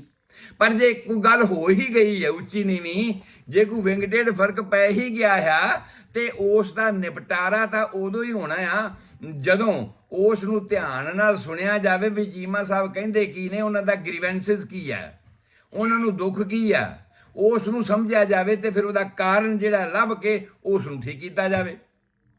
ਇਸੇ ਤਰ੍ਹਾਂ ਹੀ ਜਿਹੜੀਆਂ ਡਾਈਜੈਸਟਿਵ ਟਾਈਪ ਦੀਆਂ ਬਿਮਾਰੀਆਂ ਹਨ, ਉਹਨਾਂ ਦੇ ਵਿੱਚ ਆਮ ਤੌਰ ਤੇ ਮੈਂ ਕੱਲ ਵੀ ਗੱਲ ਕਰੀ ਸੀ ਤੇ ਅੱਜ ਫਿਰ ਦੁਹਰਾ ਰਿਹਾ ਕਿ ਸਾਡੇ ਮਾਨਸਿਕ ਤਣਾਅ ਸਭ ਤੋਂ ਪਹਿਲਾਂ ਇਸ ਗੱਲ ਵਾਸਤੇ ਜ਼ਿੰਮੇਵਾਰ ਹਨ। ਕਿਉਂਕਿ ਇਹਦੇ ਪਿੱਛੇ ਮੈਂ ਕਾਰਨ ਦੱਸ ਰਿਹਾ ਹਾਂ। ਕਿਉਂਕਿ ਸਾਡੇ ਮੈਟਾਬੋਲਿਜ਼ਮ ਨੂੰ ਕੰਟਰੋਲ ਕਰਨ ਵਾਲਾ ਥਾਇਰਾਇਡ ਹਾਰਮੋਨ ਹੈ, ਔਰ ਹਾਰਮੋਨ ਦੀ ਐਕਸਾਈਟਮੈਂਟ ਜਿਹੜੀ ਹੈ, ਸਟਿਮੂਲੇਸ਼ਨ ਜਿਹੜੀ ਹੈ, ਉਹਦਾ ਸਿਕਰੀਸ਼ਨ ਜਿਹੜਾ ਆ ਉਹ ਜ਼ਿਆਦਾ ਆਉਂਦਾ ਆ ਜਦੋਂ ਅਸੀਂ ਮਾਨਸਿਕ ਤਣਾਅ ਵਿੱਚ ਹੁੰਦੇ ਹਾਂ। ਤੇ ਜੇ ਮਾਨਸਿਕ ਤਣਾਅ ਜੋ ਹੋਏ ਤੇ ਫਿਰ ਸਾਡਾ ਉਹ ਜਿਹੜਾ ਰਿਕੁਆਇਰਡ, ਜਿਹੜਾ ਲੋੜੀਂਦਾ ਹੈ ਸਾਨੂੰ ਕਿ ਇੰਨਾ ਐਂਜ਼ਾਈਮਸ ਪੈਦਾ, ਇੰਨਾ TSH ਹੋਣਾ ਚਾਹੀਦਾ ਹੈ, ਇੰਨਾ ਜਿਹੜਾ ਉਹਦੇ ਹੋਰ ਬਾਕੀ ਐਂਜ਼ਾਈਮਸ ਨੇ, ਜਾਂ ਇੰਨੀ ਆਇਓਡੀਨ ਆਉਣੀ ਚਾਹੀਦੀ ਹੈ, ਉਹ ਸਾਰਾ ਉਹਨੇ ਮੁਤਾਬਕ ਨਹੀਂ ਹੋ ਸਕਦਾ। ਜੇ ਨਹੀਂ ਹੋ ਸਕਦਾ ਤੇ ਡਾਈਜੈਸ਼ਨ ਦੇ ਵਿੱਚ ਖਰਾਬੀ ਆ ਜਾਏਗੀ ਔਰ ਤੁਹਾਡੀ ਖੁਰਾਕ ਜਿਹੜੀ ਖਾਧੀ ਹੋਈ ਹੈ ਪੂਰੀ ਤਰ੍ਹਾਂ ਹਜਮ ਨਹੀਂ ਹੋ। ਹਜਮ ਹੁੰਦਾ ਮਤਲਬ ਇਹ ਆ ਕਿ ਉਹ ਖੂਨ ਬਣਨ ਵਾਸਤੇ ਤਿਆਰ ਹੋ ਕੇ ਤੇ ਖੂਨ 'ਚ ਰਲ ਜਾਵੇ। ਜੇ ਖੂਨ ਜੋ ਇਸ ਤਰ੍ਹਾਂ ਹਜਮ ਹੀ ਨਹੀਂ ਹੋਈ, ਪੇਟ 'ਚ ਤੁਰੀ ਫਿਰਦੀ ਹੈ ਤੇ ਪੇਟ 'ਚ ਤੁਰੀ ਫਿਰਦੀ ਤੇ ਉਸੇ ਦਾ ਤੁਸੀਂ ਜਾ ਕੇ ਮਲ ਤਿਆਗ ਕਰਕੇ ਆ ਜਾਂਦੇ ਹੋ ਵਾਰ-ਵਾਰ, ਤੇ ਉਹਦਾ ਮਤਲਬ ਕੀ ਹੋਇਆ ਕਿ ਤੁਹਾਡੇ ਸਰੀਰ ਦੀ ਬਣਤਰ ਨੂੰ ਕਮੀ ਪੈ ਜਾਏਗੀ। ਔਰ ਆਮ ਤੌਰ ਤੇ ਇਸ ਤਰ੍ਹਾਂ ਦੀਆਂ ਕੰਡੀਸ਼ਨਾਂ ਦੇ ਵਿੱਚ ਕੀ ਹੁੰਦਾ ਆ ਕਿ ਟੱਟੀਆਂ ਪੀਲੇ ਰੰਗ ਦੀਆਂ ਆਉਂਦੀਆਂ। ਜਦੋਂ ਵਾਰ-ਵਾਰ ਐਸਾ ਹੁੰਦਾ ਆ ਤੇ ਅਸੀਂ ਗੱਲ ਕਰਾਂਗੇ ਲਿਵਰ ਦੇ ਸੰਬੰਧ ਵਿੱਚ ਵੀ ਲਿਵਰ ਦਾ ਜਿੰਨਾ ਵੀ ਬਣਾਈ ਹੋਈ ਖੁਰਾਕ ਆ, ਉਹਨੂੰ ਬਾਇਲ ਕਹਿੰਦੇ ਅਸੀਂ, ਉਹ ਆਂਤੜੀਆਂ ਦੇ ਪਹਿਲੇ 10 ਇੰਚ ਹਿੱਸਾ ਜਿਹਨੂੰ ਅਸੀਂ ਡਿਊਡੀਨਮ ਕਹਿੰਦੇ ਆ, ਉਹਦੇ ਵਿੱਚ ਆ ਕੇ ਰਲਦਾ ਆ। ਹੁਣ ਜੇ ਤੁਸੀਂ ਵਾਰ-ਵਾਰ ਹੀ ਆਈ ਜਾਓਗੇ, ਜੇ ਮਤਲਬ ਖੂਹ ਅਸੀਂ ਤੇਜ਼ ਗੇੜਦੇ ਆ ਨਾ, ਜਿਹੜੇ ਵਿਚਾਰੇ ਸੱਜਣ ਮਿੱਤਰ ਆਪਣੇ ਨਾਲੇ ਖੇਤੀ ਕਰਨ ਵਾਲੇ ਨੇ, ਉਹਨਾਂ ਨੂੰ ਪਤਾ ਹੈ ਵੀ ਜੇ ਬਲਦ ਬੜੀ ਤੇਜ਼ ਨਾਲ ਭਜਾਓਗੇ ਨਾ ਤੁਸੀਂ ਤੇ ਟਿੰਡਾਂ 'ਚ ਪਾਣੀ ਨਹੀਂ ਪੂਰਾ ਆਉਣਾ। ਜੇ ਟਿਕਾ ਕੇ ਹੌਲੀ-ਹੌਲੀ ਤੁਰਦੇ ਹੋਣਗੇ ਤੇ ਭਰ-ਭਰ ਕੇ ਟਿੰਡਾਂ ਆਉਣਗੀਆਂ, ਪਾਣੀ ਜ਼ਿਆਦਾ ਆਏਗਾ। ਤੇ ਜੇ ਤੁਸੀਂ ਵਾਰ-ਵਾਰ ਟੱਟੀਆਂ ਜਾਈ ਜਾਓਗੇ ਤੇ ਉਹਦੇ ਵਿੱਚ ਜਿੰਨਾ ਕਿ ਉਹ ਰਲਣਾ ਚਾਹੀਦਾ ਮਟੀਰੀਅਲ ਉਹ ਨਹੀਂ ਰਲੇਗਾ, ਟੱਟੀਆਂ ਪੀਲੇ ਰੰਗ ਦੀਆਂ ਆਉਣਗੀਆਂ। ਜੇ ਇਸ ਤਰ੍ਹਾਂ ਦੀ ਲਗਾਤਾਰ ਇਰੀਟੇਸ਼ਨ ਦੇ ਨਾਲ ਵਾਰ-ਵਾਰ ਜੇ ਕੋਈ ਰੱਸਾ ਖਿੱਚੋਗੇ ਤੇ ਤੰਦੀ ਖਿੱਚੋਗੇ ਤੇ ਉਹ ਰੱਸਾ ਢਿੱਲਾ ਹੋ ਜਾਏਗਾ, ਉਹਦੇ 'ਚ ਜ਼ਖਮ ਹੋ ਜਾਣਗੇ, ਉਹਦੇ ਜਿਹੜੇ ਰੇਸ਼ੇ ਨੇ ਉਹ ਟੁੱਟ ਜਾਣਗੇ ਤੇ ਫਿਰ ਕੀ ਹੋਏਗਾ? ਫਿਰ ਉਹਦੇ 'ਚ ਜ਼ਖਮ ਹੋ ਜਾਣਗੇ, ਅਲਸਰ ਹੋ ਜਾਣਗੇ। ਹੁਣ ਜਦੋਂ ਅਲਸਰ ਹੋ ਜਾਣਗੇ ਚੀਮਾ ਸਾਹਿਬ, ਜੇ ਤਾਂ ਅੱਪਰ ਲੈਵਲ ਦੇ ਉੱਪਰ ਭਾਵ ਸਮਾਲ ਇੰਟੈਸਟਾਈਨ, ਸਟੋਮਕ 'ਚੋਂ ਲੰਘ ਆਏ, ਆਪਾਂ ਜਦੋਂ ਪੈਪਟਿਕ ਅਲਸਰ ਤੇ ਗੈਸਟ੍ਰਿਕ ਅਲਸਰ ਦੀ ਗੱਲ ਕਰ ਲਈ, ਸਟੋਮਕ 'ਚੋਂ ਲੰਘ ਆਏ ਆ।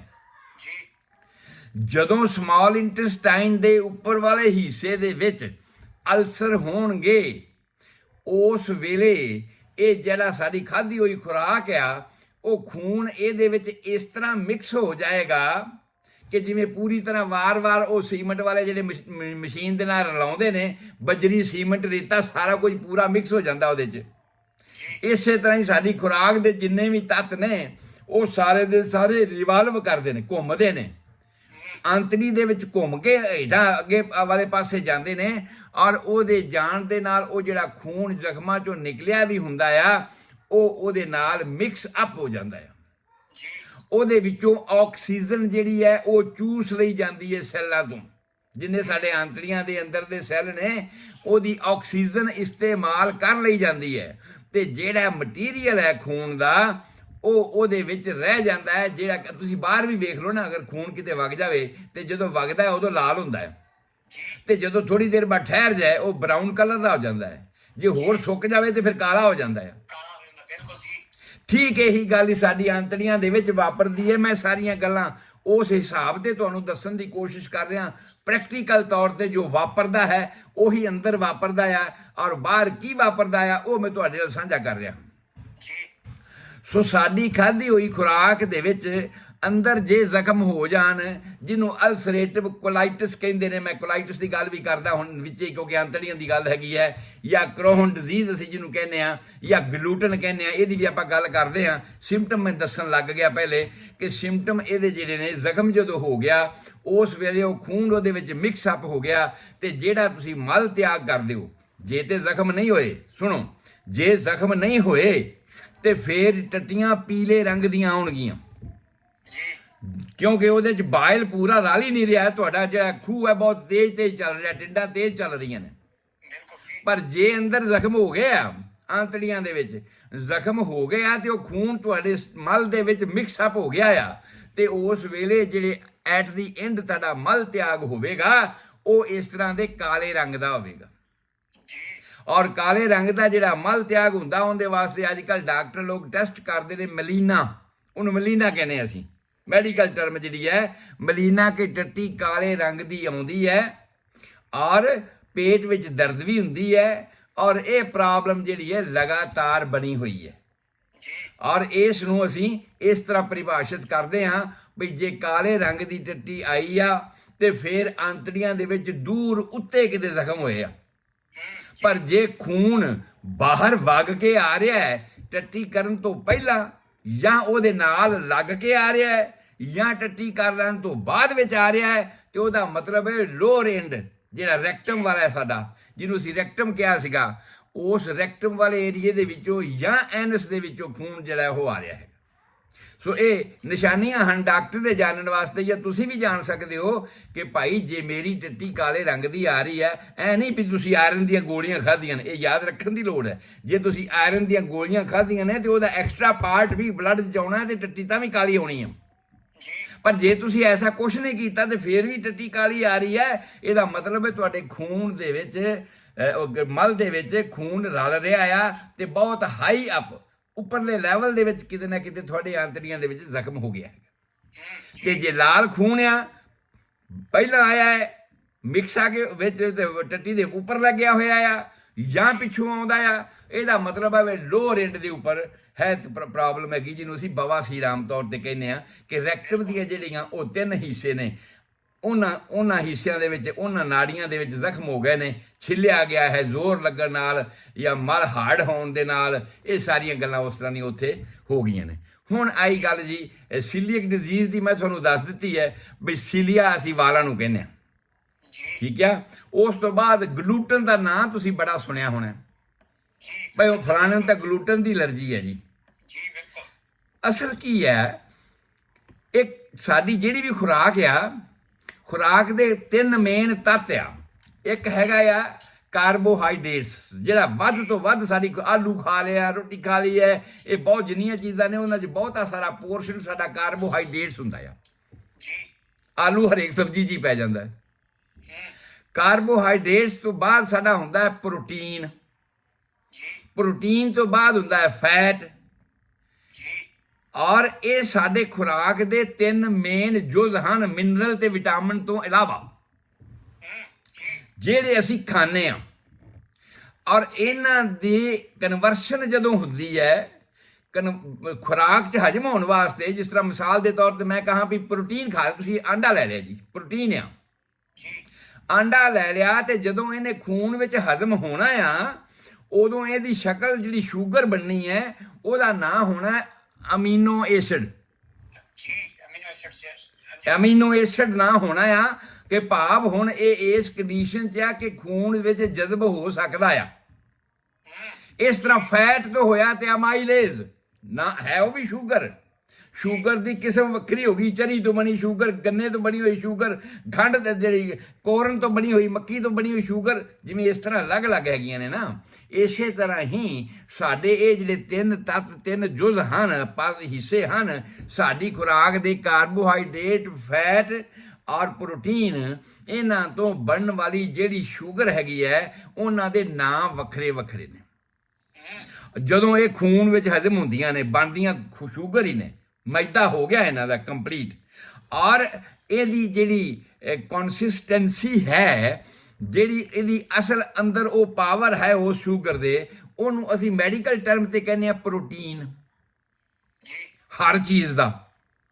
ਔਰ ਕੁਝ ਇੱਕ ਖੁਰਾਕਾਂ ਐਸੀਆਂ ਨੇ ਜਿਨ੍ਹਾਂ ਦੀ ਕਨਵਰਸ਼ਨ ਤਾਂ ਹੋ ਗਈ, ਅਮਾਈਲੇਜ਼ ਬਣ ਗਿਆ ਜਾਂ ਅਮੀਨੋ ਐਸਿਡ ਬਣ ਗਿਆ, ਪਰ ਇਹਨਾਂ ਦਾ ਜਿਹੜਾ ਸਪੈਸ਼ਲ ਟਾਈਪ ਦਾ ਪ੍ਰੋਟੀਨ ਜਾਂ ਕਰੈਕਟਰ ਕਹਿ ਲਓ, ਜੇ ਵੈਸੇ ਤਾਂ ਮੈਂ ਮੈਡੀਕਲ ਟਰਮ ਤਾਂ ਇਹੀ ਹੈ ਕਿ ਸਪੈਸ਼ਲ ਟਾਈਪ ਦਾ ਪ੍ਰੋਟੀਨ ਹੁੰਦਾ ਆ ਜਿਹੜਾ ਸਾਡੀ ਬਾਡੀ ਐਕਸੈਪਟ ਨਹੀਂ ਕਰਦੀ, ਜਿਹਨੂੰ ਅਸੀਂ ਕਹਿੰਦੇ ਆ ਫਲਾਣੇ ਨੂੰ ਤੇ ਆ ਪਚਦੀ ਨਹੀਂ ਗੱਲ ਜੀ। ਪਿੰਡਾਂ 'ਚ ਕਹਿੰਦੇ ਆ ਅੱਜ ਇਹ ਮਾਂ ਦੀ ਦਾਲ ਖਾ ਲੇ ਤੇ ਇਹਨੂੰ ਨਹੀਂ ਪਚਦੀ, ਇਹ ਫਲਾਣੀ ਚੀਜ਼ ਖਾ ਲੈਂਦਾ ਤੇ ਇਹਨੂੰ ਨਹੀਂ ਪਚਦੀ। ਪਚਦੀ ਹੋਣ ਦਾ ਮਤਲਬ ਕੀ ਹੁੰਦਾ ਆ ਮੈਡੀਕਲ ਟਰਮ ਦੇ ਵਿੱਚ, ਕਿ ਉਹ ਜਦੋਂ ਹਜਮ ਹੁੰਦਾ ਆ ਉਹਦਾ ਇੱਕ ਸਪੈਸ਼ਲ ਟਾਈਪ ਦਾ ਕਰੈਕਟਰ ਹੁੰਦਾ ਆ ਜਿਹਨੂੰ ਅਸੀਂ ਸਪੈਸ਼ਲ ਪ੍ਰੋਟੀਨ ਕਹਿੰਦੇ ਆ, ਉਹ ਸਾਡੀ ਬਾਡੀ ਹਜਮ ਨਹੀਂ ਕਰ ਸਕਦੀ, ਸਾਡੇ ਖੂਨ 'ਚ ਜਜ਼ਬ ਨਹੀਂ ਹੋ ਸਕਦਾ। ਤੇ ਜਦੋਂ ਉਹ ਜਜ਼ਬ ਨਹੀਂ ਹੋ ਸਕਦਾ ਤੇ ਫਿਰ ਉਹ ਖਰਾਬੀਆਂ ਪੈਦਾ ਕਰੇਗਾ ਹੀ, ਇਰੀਟੇਸ਼ਨ ਪੈਦਾ ਕਰੇਗਾ, ਸੋਜ ਪੈਦਾ ਕਰੇਗਾ, ਲਗਾਤਾਰ ਸੋਚ ਰਹੇਗੀ ਤੇ ਜ਼ਖਮ ਪੈਦਾ ਕਰੇਗਾ। ਸੋ ਇਹ ਗੱਲਾਂ ਜਿਹੜੀਆਂ ਨੇ ਜਦੋਂ ਲਗਾਤਾਰ ਹੋ ਜਾਣ ਤੇ ਲੰਬੇ ਸਮੇਂ ਤੋਂ ਹੀ ਇਹ ਗੱਲ ਹੋ ਜਾਵੇ, ਇਹਨੂੰ ਤਾਂ ਯਾਰ ਆਦਤ ਹੀ ਆ, ਸਵੇਰੇ ਉੱਠਦਾ ਆ ਤੇ ਸਭ ਤੋਂ ਪਹਿਲਾਂ ਰੈਸਟ ਰੂਮ ਜਾਂਦਾ ਆ, ਫਿਰ ਚਾਹ ਪੀ ਲੈਂਦਾ, ਫਿਰ ਰੈਸਟ ਰੂਮ ਜਾਂਦਾ ਆ, ਫਿਰ ਕਹਿੰਦਾ ਚੱਲ ਹੁਣ ਯਾਰ ਮੈਂ ਕੰਮ ਤੇ ਜਾਣਾ, ਤੇ ਜਾਂਦੇ ਜਾਂਦੇ ਇੱਕ ਵਾਰ ਫਿਰ ਵੀ ਪੇਟ ਸਾਫ਼ ਕਰ ਹੀ ਲਵਾਂ, ਫਿਰ ਉੱਥੇ ਜਾਂਦਾ ਆ, ਫਿਰ ਕਈ ਵਾਰ ਘਰੇ ਆ ਕੇ ਕਰਦਾ ਆ, ਫਿਰ ਰਾਤ ਨੂੰ ਸੌਣ ਲੱਗਿਆ ਵੀ ਜਾਂਦਾ ਆ। ਕਈ ਲੋਕਾਂ ਦੀ ਇਹ ਆਦਤ 2-3 ਵਾਰਾਂ ਤੇ ਕਈ ਲੋਕਾਂ ਦੀ ਆਮ ਹੀ ਆਦਤ ਹੋ ਜਾਂਦੀ ਹੈ। ਪਰ ਰੂਟੀਨ ਦੇ ਵਿੱਚ ਕੀ ਆ, ਜਿਹੜੇ ਆਮ ਯੰਗ ਆਦਮੀ ਨੇ ਉਹਨਾਂ ਦੇ ਪੈਰੀਸਟਾਲਟਿਕ ਮੋਸ਼ਨਸ ਦੇ ਮੁਤਾਬਕ ਅਸੀਂ ਤੇ ਵੇਖਣਾ ਹੈ ਨਾ ਕਿ ਉਹ ਸਿਰਫ ਇੱਕ ਵਾਰ ਜਾਣੇ ਚਾਹੀਦੇ ਆ। ਜਿਹੜੇ ਸਾਡੇ ਵਰਗੇ ਬਜ਼ੁਰਗ ਨੇ, ਸਿਸਟਮ ਥੋੜਾ ਵੀਕ ਹੋ ਜਾਂਦਾ ਆ, ਉਹ 2 ਵਾਰਾਂ ਚਲੇ ਜਾਣਗੇ। ਜੇ ਇਸ ਤੋਂ ਵੱਧ ਵਾਲੀ ਗੱਲ ਆ ਤੇ ਫਿਰ ਬਿਮਾਰੀ ਆ, ਫਿਰ ਕੋਈ ਕਾਰਨ ਨੇ, ਸਾਨੂੰ ਉਹਨੂੰ ਲੱਭਣੇ ਪੈਣਗੇ। ਔਰ ਉਹਨੂੰ ਅਸੀਂ ਕਹਿੰਦੇ ਆ ਕ੍ਰੋਨਜ਼ ਡਿਜ਼ੀਜ਼। ਲੰਬਾ ਸਮਾਂ ਹੋ ਗਿਆ ਯਾਰ, ਇਹਦੀ ਤੇ ਆਦਤ ਹੀ ਇਹ ਬਣ ਗਈ ਹੈ ਕਿ ਤੇ ਵਾਰ-ਵਾਰ ਜਾਈ ਹੀ ਜਾਂਦਾ ਹੈ, ਜਦੋਂ ਕੁਝ ਖਾ ਲੈਂਦਾ ਉਹ ਟੱਟੀ ਚਲਾ ਜਾਂਦਾ, ਜਦੋਂ ਇਹ ਖਾ ਲੈਂਦਾ ਕੁਝ ਟੱਟੀ ਚਲੀ ਜਾਂਦਾ। ਔਰ ਇਹਨਾਂ ਨੂੰ ਹਜ਼ਮ ਕਰਨ ਵਾਸਤੇ ਜਿਹੜੇ ਤੱਤ ਮੈਂ ਤਿੰਨੇ ਗਿਣਾਏ ਆ, ਇਹਨਾਂ ਨੂੰ ਹਜ਼ਮ ਕਰਨ ਵਾਸਤੇ ਸਾਡੇ ਲਿਵਰ ਦਾ ਯੋਗਦਾਨ ਹੈ। ਜਦੋਂ ਲਿਵਰ ਦੀਆਂ ਗੱਲਾਂ ਮੈਂ ਕਰਨੀਆਂ ਉਦੋਂ ਫਿਰ ਇਹ ਗੱਲਾਂ ਕਰਨੀਆਂ ਮੈਂ। ਉਸ ਤੋਂ ਬਾਅਦ ਆਪਾਂ ਅਲਸਰੇਟਿਵ ਕੋਲਾਈਟਿਸ ਦੀ ਗੱਲ ਕਰ ਦਿੱਤੀ, ਗਲੂਟਨ ਕੀ ਹੁੰਦਾ ਉਹਦੀ ਗੱਲ ਕਰ ਦਿੱਤੀ, ਸੀਲੀਅਕ ਡਿਜ਼ੀਜ਼ ਕੀ ਹੁੰਦੀ ਹੈ ਉਹਦੀ ਆਪਾਂ ਗੱਲ ਕਰ ਦਿੱਤੀ। ਇੱਕ ਪਹਿਲੀ ਕੰਡੀਸ਼ਨ ਜਿਹੜੀ ਹੈ ਨਾ ਸਾਰੀਆਂ ਬਿਮਾਰੀਆਂ ਦੀ, ਇਹਨਾਂ ਸਾਰੀਆਂ ਬਿਮਾਰੀਆਂ ਦੀ ਇੱਕ ਪਹਿਲੀ ਕੰਡੀਸ਼ਨ ਆ, ਉਹਨੂੰ ਅਸੀਂ ਕਹਿੰਦੇ ਆ IBS, ਡਾਕਟਰਾਂ ਦੀ ਟਰਮ ਆ IBS, irritated bowel syndrome. Bowel ਕਹਿੰਦੇ ਆਂਤੜੀਆਂ ਨੂੰ, ਸਿੰਡਰਮ। ਕੁਝ ਇੱਕ ਸਿੰਪਟਮ ਜਿਹੜੇ ਮੈਂ ਪਹਿਲਾਂ ਦੱਸੇ ਨੇ, ਜੀ ਕੱਚਾ ਹੋਣਾ, ਉਲਟੀ ਆਉਣੀ, ਪੇਟ ਭਾਰਾ ਹੋਣਾ, ਕਬਜ਼ ਹੋ ਜਾਣੀ, ਜਾਂ ਕਦੀ ਡਾਇਰੀਆ ਹੋ ਜਾਣਾ, ਕਦੀ ਹਾਰਟ ਬਰਨ ਹੋਣੀ ਜਾਂ ਪੇਨ ਹੋਣੀ, ਇਹ ਸਾਰੇ ਇਰੀਟੇਟਡ ਬਾਵਲ ਸਿੰਡਰਮ ਦੇ ਸਿੰਪਟਮ ਨੇ ਇਨੀਸ਼ੀਅਲ ਸਟੇਜ ਦੇ ਵਿੱਚ, ਸ਼ੁਰੂਆਤੀ ਸਟੇਜ ਦੇ ਵਿੱਚ। ਬਾਅਦ ਵਿੱਚ ਜਾ ਕੇ ਇਹਦੇ ਨਾਲ ਫਿਰ ਹੋਰ ਗੱਲਾਂ ਬਣ ਜਾਂਦੀਆਂ ਨੇ। ਇਹਨੂੰ ਡਾਇਗਨੋਸ ਕੀਤਾ ਜੀ, ਇਹ ਤਾਂ ਸੀਲੀਅਕ ਡਿਜ਼ੀਜ਼ ਸੀ, ਇਹਦਾ ਹੋਰ ਪਤਾ ਕੀਤਾ ਤੇ ਟੈਸਟ ਕਰਵਾ ਲਿਆ ਤੇ ਪਤਾ ਲੱਗਿਆ ਤੇ ਗਲੂਟਨ ਤੋਂ ਇਹਨੂੰ ਐਲਰਜੀ ਸੀਗੀ, ਫਿਰ ਪਤਾ ਲੱਗਿਆ ਜੀ ਤਾਂ ਲੰਬਾ ਸਮਾਂ ਹੋ ਗਿਆ, ਅਸੀਂ ਇਹਨੂੰ ਕ੍ਰੋਹਨ ਡਿਜ਼ੀਜ਼ ਕਹਿ ਦਿੱਤਾ।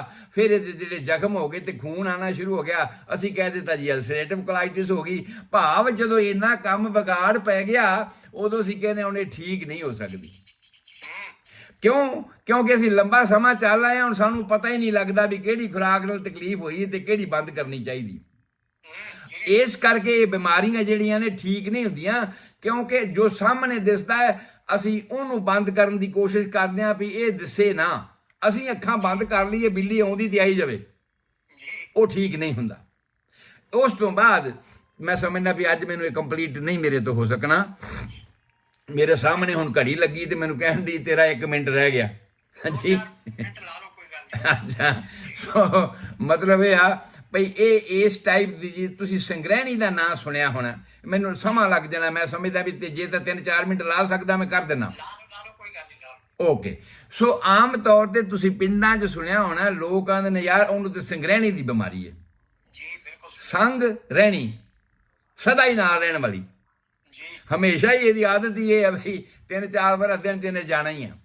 ਜੀ ਔਰ ਸਰੀਰ ਆਟੋਮੈਟਿਕਲੀ ਉਹਦਾ ਸੁੱਕਿਆ ਸੜਿਆ ਹੋਣਾ, ਕਿਉਂਕਿ ਜਿਹੜੀ ਉਹਨੇ ਖੁਰਾਕ ਖਾਣੀ ਹੈ ਉਹ ਖੂਨ 'ਚ ਜਜ਼ਬ ਹੋਣੀ ਨਹੀਂ, ਜਜ਼ਬ ਹੋਣੀ ਨਹੀਂ, ਸੈੱਲਾਂ ਨੂੰ ਪੂਰੀ ਖੁਰਾਕ ਮਿਲਣੀ ਨਹੀਂ, ਸਰੀਰ ਸਾਰਾ ਕਮਜ਼ੋਰ ਹੋਏਗਾ, ਦੁਬਲਾ ਪਤਲਾ ਹੋਏਗਾ। ਸੋ ਅਸੀਂ ਉਹਨੂੰ ਸੰਗ੍ਰਹਿਣੀ ਕਹਿੰਦੇ ਆ ਜਦੋਂ ਇਸ ਤਰ੍ਹਾਂ ਦੀ ਕੰਡੀਸ਼ਨ ਹੋਣੀ ਸ਼ੁਰੂ ਹੋ ਜਾਂਦੀ ਹੈ। ਉਸ ਤੋਂ ਬਾਅਦ ਜੇ ਭਲਾ ਇੰਟੈਸਟਾਈਨਲ ਮੋਸ਼ਨ ਜਿਹਦੇ ਕਰਕੇ ਖੁਰਾਕ ਸਾਡੀ ਅੱਗੇ ਤੁਰ ਰਹੀ ਹੈ, ਜੀ ਸਾਡੀ ਖੁਰਾਕ ਅੱਗੇ ਤੁਰ ਰਹੀ ਹੈ ਔਰ ਉਹ ਮੋਸ਼ਨ ਘਟ ਜਾਵੇ, ਕਿਵੇਂ ਯਾਰ ਤੂੰ ਛੋਲੇ ਖਾਦੇ ਆ, ਤੂੰ ਤਾਂ ਜਾਂਦਾ ਹੀ ਨਹੀਂਗਾ, ਹਾਂਜੀ, ਜਾਂ ਅਫੀਮ ਖਾਣ ਵਾਲਾ ਬੰਦਾ ਹੁੰਦਾ ਮਸਾਂ ਹੀ ਇੱਕ ਅੱਧੀ ਵਾਰ ਜਾਂਦਾ, ਨਹੀਂ ਤਾਂ ਦੂਜੇ ਤੀਜੇ ਦਿਨ ਜਾਂਦਾ ਆ। ਜੀ ਜਿਹੜੇ ਇਸ ਤਰ੍ਹਾਂ ਦੀਆਂ ਖੁਰਾਕਾਂ ਖਾਂਦੇ ਹਨ ਉਹਨਾਂ ਲੋਕਾਂ ਦੀ ਪੈਰੀਸਟਾਲਟਿਕ ਮੋਸ਼ਨਸ ਲੋ ਹੋ ਜਾਂਦੇ, ਜਿਹੜੇ ਪੋਸਟ ਪੀਂਦੇ ਆ ਉਹ ਮਸਾਂ ਹੀ ਦੂਜੇ ਕੁ ਦਿਨ ਜਾਣਦੇ, ਨਹੀਂ ਤਾਂ ਰੋਜ਼ ਨਹੀਂ ਜਾਂਦੇ ਉਹ। ਕਾਰਨ ਇਹ ਆ ਜਿਵੇਂ ਸਾਡੀ ਐਲੋਪੈਥਿਕ ਜਿਹਨੇ ਦਵਾਈਆਂ ਵਰਤਦੇ ਨੇ, ਸਾਡੀ ਹੋਮਿਓਪੈਥਿਕ 'ਚ ਬੈਲਾਡੋਨਾ ਬਣਦੀ ਹੈ, ਐਲੋਪੈਥਿਕ ਦੇ ਵਿੱਚ ਉਹਨੂੰ ਐਟਰੋਪੀਨ ਕਹਿੰਦੇ ਨੇ। ਇਸ ਤਰ੍ਹਾਂ ਦੇ ਕਰਕੇ ਦਵਾਈਆਂ ਤੇ ਉਹੀ ਨੇ, ਸਬਸਟਾਂਸ ਜਿਹੜੇ ਕੁਦਰਤ ਨੇ ਸਾਨੂੰ ਦਿੱਤੇ ਆ ਨਾ, ਜਿਨ੍ਹਾਂ ਤੁਸੀਂ ਦਵਾਈਆਂ ਬਣਾਉਣੇ ਆ ਉਹ ਤੇ ਉਹੀ ਨੇ, ਸਾਡੇ ਬਣਾਉਣ ਦਾ ਤਰੀਕਾ ਵੱਖਰਾ ਆ। ਆਯੁਰਵੈਦਿਕ ਵਾਲੇ ਜੇ ਕਾੜਾ ਬਣਾ ਕੇ ਦੇ ਦਿੱਤਾ, ਘੋਲ ਬਣਾ ਕੇ ਦੇ ਦਿੱਤਾ ਤੇ ਅਸੀਂ ਕਹਿੰਦੇ ਆਯੁਰਵੈਦਿਕ ਆ। ਜੇ ਉਹਦੇ ਚੋਂ ਪੈਥੇਡਿਨ ਮਾਰਫਿਨ ਕੱਢ ਲਈ ਤੇ ਅਸੀਂ ਕਹਿੰਦੇ ਐਲੋਪੈਥਿਕ ਹੈਗੀ ਹੈ। ਜੇ ਉਹਦੇ ਤੋਂ ਅਗਾਂਹ ਹੋਰ ਸਬ ਡਿਵਾਈਡ ਕਰਕੇ ਹੋਮਿਓਪੈਥਿਕ ਬਣਾ ਲਈ ਤੇ ਉਹ ਹੋਮਿਓਪੈਥਿਕ ਹੋ ਗਈ। ਸੋ ਮੇਰੇ ਕਹਿਣ ਤੋਂ ਭਾਵ ਵੀ ਕੁਦਰਤ ਨੇ ਕੋਈ ਵਿਤਕਰਾ ਨਹੀਂ ਕੀਤਾ, ਸਾਰੇ ਸਬਸਟੈਂਸ ਉਹਨੇ ਕੁਦਰਤ ਨੇ ਸਾਨੂੰ ਇਸੇ এনवायरमेंट 'ਚ ਦਿੱਤੇ ਆ, ਉਹ ਤੁਸੀਂ ਲੱਭੋ। ਤੁਹਾਡੀ ਜਾਣਕਾਰੀ ਮਨੁੱਖ ਦੀ ਹੈਗੀ ਕਿ ਕਿਹੜੇ ਸਬਸਟੈਂਸ ਨੇ ਕੀ ਕਰਨਾ ਆ, ਉਹਦਾ ਕੀ ਸਾਡੇ ਸਰੀਰ ਨੂੰ ਫਾਇਦਾ ਆ, ਇਹ ਸਾਨੂੰ ਕਿਵੇਂ ਅਸਰ ਕਰੇਗਾ, ਇਹ ਸਾਰੀਆਂ ਗੱਲਾਂ ਤੁਸੀਂ ਜਾਣਨੀਆਂ ਨੇ। ਔਰ ਇਹ ਜਿਹੜਾ ਤੁਹਾਡਾ ਹੈਗੀ ਸੰਗ੍ਰਹਿਣੀ ਵਾਲੀ ਬਿਮਾਰੀ, ਇਹਦਾ ਭਾਵ ਵੀ ਇਹੀ ਆ ਕਿ ਤੁਹਾਡੇ ਸਰੀਰ ਦੇ ਵਿੱਚ ਉਹ ਐਂਜ਼ਾਈਮਸ ਪੂਰੀ ਤਰ੍ਹਾਂ ਨਹੀਂ ਬਣ ਰਹੇ, ਪੈਰੀਸਟਾਲਟਿਕ ਮੋਸ਼ਨ ਬਹੁਤ ਤੇਜ਼ ਹੈਗੇ ਆ, ਜਿਹਦੇ ਕਰਕੇ ਤੁਹਾਨੂੰ ਵਾਰ-ਵਾਰ ਐਸਾ ਹੁੰਦਾ ਹੈ ਤੇ ਉਹਦੇ ਵਿੱਚੋਂ ਪੂਰੀ ਖੁਰਾਕ ਸਰੀਰ ਦੇ ਵਿੱਚ ਖੂਨ 'ਚ ਨਹੀਂ ਜਜ਼ਬ ਹੋ ਰਹੀ। ਹੁਣ ਇਹਨਾਂ ਦੇ ਇਲਾਜਾਂ ਵਾਸਤੇ ਆਪਾਂ ਕੱਲ ਨੂੰ ਫਿਰ ਕਰ ਲਵਾਂਗੇ ਵੀ ਇਲਾਜ ਕੀ ਕੀ ਖਾਣਾ ਚਾਹੀਦਾ, ਕਿਉਂਕਿ ਸਾਰੇ ਲੋਕ ਬਹੁਤ ਇਹੀ ਪੁੱਛਦੇ ਆ ਵੀ ਕੀ ਖਾਣਾ ਚਾਹੀਦਾ ਜੀ, ਕੀ ਨਹੀਂ ਖਾਣਾ ਚਾਹੀਦਾ। ਸੋ ਮੈਂ ਇਸ ਨੂੰ ਤੁਹਾਡੇ ਵਾਸਤੇ ਕੱਲ ਨੂੰ, ਸਾਰੇ ਸਰੋਤੇ ਇਸੇ ਤਰ੍ਹਾਂ ਮੇਰੇ ਵੀਰ ਜੁੜੇ ਰਹੋ, ਸਾਰੇ ਭੈਣਾਂ ਭਰਾ, ਕਿਉਂਕਿ ਇਹ ਬਿਮਾਰੀ ਬਹੁਤ ਜ਼ਿਆਦਾ ਹੈਗੀ ਹੈ, ਪੇਟ ਦੀਆਂ ਤਕਲੀਫਾਂ ਬਹੁਤੀਆਂ ਜ਼ਿਆਦਾ ਹੈਗੀਆਂ ਨੇ ਔਰ ਉਹਨਾਂ ਕਰਕੇ ਤੁਸੀਂ ਸਫ਼ਰ ਕਰ ਰਹੇ ਹੋ ਤੇ ਤੁਹਾਨੂੰ ਇਹ ਜਾਣਨਾ ਬੜਾ ਜ਼ਰੂਰੀ ਹੈ ਵੀ ਮੈਂ ਕੀ ਖਾਵਾਂ ਕੀ ਨਾ ਖਾਵਾਂ। ਤੁਹਾਡਾ ਸਵਾਲ ਹੀ ਪਹਿਲਾਂ ਡਾਕਟਰ ਨੂੰ ਇਹ ਹੁੰਦਾ ਪਹਿਲਾਂ ਕਿ ਡਾਕਟਰ ਜੀ ਮੇਰੀ ਬਿਮਾਰੀ ਕੀ ਆ, ਹਾਲਾਂਕਿ ਦੱਸਦੇ ਤੁਸੀਂ ਹੋ ਵੀ ਮੈਨੂੰ ਇਹ ਹੁੰਦਾ ਮੈਨੂੰ ਇਹ ਹੁੰਦਾ, ਬਿਮਾਰੀ ਤੇ ਉਹੀ ਹੁੰਦੀ ਹੈ, ਡਾਕਟਰ ਨੇ ਤਾਂ ਉਹਦਾ ਨਾਂ ਹੀ ਰੱਖਣਾ ਹੈ ਜੀ। ਤੁਸੀਂ ਮੁੰਡਾ ਤੁਹਾਡੇ ਘਰੇ ਹੋਇਆ ਹੈ ਤੇ ਤੁਸੀਂ ਲੈ ਜਾਂਦੇ ਹੋ ਗੁਰਦੁਆਰੇ, ਬਾਬਾ ਜੀ ਦਾ ਨਾਂ ਰੱਖ ਦਿਓ, ਡਾਕਟਰ ਨੂੰ ਦੱਸਦੇ ਤੁਸੀਂ ਹੋ ਤੇ ਕਹਿੰਦੇ ਹੋ ਡਾਕਟਰ ਨੂੰ ਦਾ ਨਾਂ ਰੱਖ ਦੇਵੇ। ਇਸੇ ਤਰ੍ਹਾਂ ਹੀ ਹੁਣ ਡਾਕਟਰ ਦਾ ਪਾਰਟ ਆ ਕਿ ਉਹ ਦੱਸੇ ਤੁਹਾਨੂੰ ਕਿ ਤੁਹਾਨੂੰ ਕਿਹੜੀ ਬਿਮਾਰੀ ਹੈ, ਉਹਦੇ ਵਾਸਤੇ ਤੁਸੀਂ ਕਿਹੜੀ ਚੀਜ਼ ਖਾਣੀ ਆ ਤੇ ਕਿਹੜੀ ਨਹੀਂ ਖਾਣੀ। ਉਹ ਪਾਰਟ ਆਪਾਂ ਕੱਲ ਨੂੰ ਕਰਾਂਗੇ। ਸਾਰੇ ਸਰੋਤਿਆਂ ਦਾ, ਸਾਰੇ ਸੁਣਨ ਵਾਲੇ ਮੇਰੇ ਵੀਰਾਂ ਦਾ, ਭੈਣਾਂ ਦਾ, ਬੱਚਿਆਂ ਦਾ, ਬੱਚੀਆਂ ਦਾ ਬਹੁਤ ਬਹੁਤ ਧੰਨਵਾਦ। ਔਰ ਮੈਂ ਬੇਨਤੀ ਫਿਰ ਕਰਦਿਆਂ ਕਿ ਤੁਸੀਂ ਸਾਰੇ ਦੇ ਸਾਰੇ ਲੋਕ ਕੋਸ਼ਿਸ਼ ਇਹ ਕਰੋ ਕਿ ਜੇ ਇਹ ਪ੍ਰੋਗਰਾਮ ਫਾਇਦੇਮੰਦ ਹੈ, ਜੀ ਜਾਣਕਾਰੀ ਸਹੀ ਹੈ ਤੁਹਾਡੇ ਵਾਸਤੇ, ਤੇ ਹੋਰਨਾਂ ਲੋਕਾਂ ਨੂੰ ਵੀ ਦੱਸੋ, ਹੋਰ ਲੋਕ ਵੀ ਇਹਦੇ ਤੋਂ ਫਾਇਦਾ ਉਠਾ ਲੈਣ। ਇਹਦਾ ਵਗਦੀ ਗੰਗਾ ਆ, ਵਗਦੀ ਗੰਗਾ ਜੋ ਸਾਰੇ ਮੂੰਹ ਧੋ ਲੈਣਗੇ, ਇਹ ਕਿਹੜੀ ਘਟ ਜਾਣੀ ਹੈ। ਸੋ ਇਸ ਕਰਕੇ ਇਸ ਗੰਗਾ ਦੇ ਵਿੱਚ ਹੋਰ ਲੋਕਾਂ ਨੂੰ ਵੀ ਹੱਥ ਮੂੰਹ ਧੋਣ ਦਿਓ, ਉਹ ਵੀ ਇਹ ਜਾਣਕਾਰ ਹੋ ਸਕਣ ਤੇ ਅੱਗਾਂ ਤੋਂ ਅੱਗਾਂ ਫੈਲਾਓ। ਇਹੀ ਸਹਿਯੋਗ ਤੁਹਾਡੇ ਕੋਲੋਂ ਮੈਨੂੰ ਚਾਹੀਦਾ ਆ ਕਿ ਤੁਸੀਂ ਸਭ ਵੱਧ ਤੋਂ ਵੱਧ ਜਿਹੜੇ ਨੇ ਇਸ ਚੈਨਲ ਨੂੰ ਸਬਸਕ੍ਰਾਈਬ ਕਰੋ, ਪ੍ਰਵਾਜ਼ ਰੇਡੀਓ ਨੂੰ ਸੁਣੋ, ਸਭ ਰੰਗ ਰੇਡੀਓ ਨੂੰ ਸੁਣੋ, YouTube ਤੇ ਮੈਨੂੰ ਸੁਣੋ ਤੇ YouTube ਦਾ ਚੈਨਲ ਸਬਸਕ੍ਰਾਈਬ ਕਰੋ ਤਾਂ ਕਿ ਤੁਹਾਡੇ ਕੋਲ ਰੈਡੀ ਰੈਫਰੈਂਸ ਰਹੇ। ਸੋ ਤੁਹਾਡਾ ਸਾਰਿਆਂ ਦਾ ਰੱਬ ਰਾਖਾ। ਮੈਂ ਗੁਰਦੀਪ ਸਿੰਘ ਸੰਧੂ, ਤੁਹਾਡਾ ਹੋਮਿਓਪੈਥਿਕ ਕੰਸਲਟੈਂਟ, ਤੁਹਾਡੀ ਸੇਵਾ 'ਚ ਹਾਜ਼ਰ ਹਾਂ। 7021 ਵਿਲੇਜ ਪਾਰਕ ਵੇ, ਡਬਲਿਨ, ਕੈਲੀਫੋਰਨੀਆ 94568। ਮੇਰਾ ਫੋਨ ਨੰਬਰ 4086871899। ਈਮੇਲ ਐਡਰੈਸ ਹੈ homeomedicine HOMEOMEDICINE@yahoo.com।